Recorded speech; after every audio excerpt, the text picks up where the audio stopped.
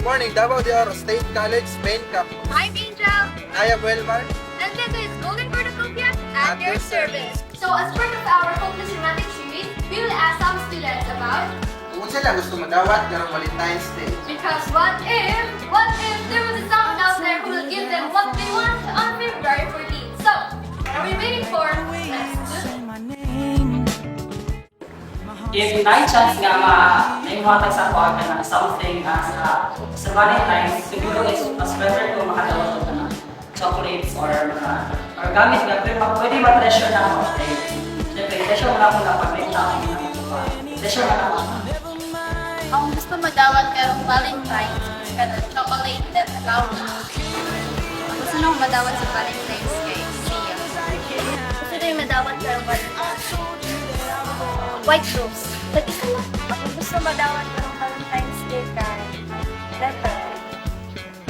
Ako ang kay kuan flowers or basta kanang gusto ko lang dihatag sa kuha. Project naman ako. Ang gusto ko sa Valentine's Day Orta.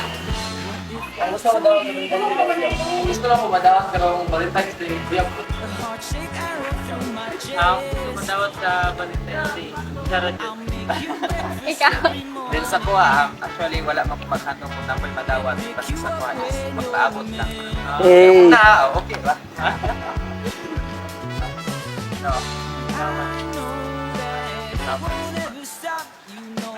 Well, it's coming Valentine's Day. I expect lahat ng mga great gifts from mga important thing sa kuha. Wala, kalipay na tagtagin na. So, ang gusto niya malawag lang ka wapos nga Valentine's na kayo. Hindi siya mag-master kung sa panakatakon gusto nila ko akong lahat. Ano na, di ba pa na yan alam.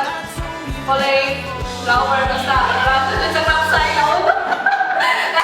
Is Valentine's so ang gusto lang nila kung madawat is hindi mo mag-alagay sa ikaw person is umad lang doon ako sa confidence para mag-ulay pa rin dili nga campus. Ang ako gusto madawat sa Valentine's Day pwede chocolate. Ang akong gusto nga madawat ka ng Valentine's Day kay Carla. Good grades sa training so kayo lang. And that's it guys, thank you for watching. Hope you enjoy. And Golden Cornucopia wishes you an advance happy Valentine's Day.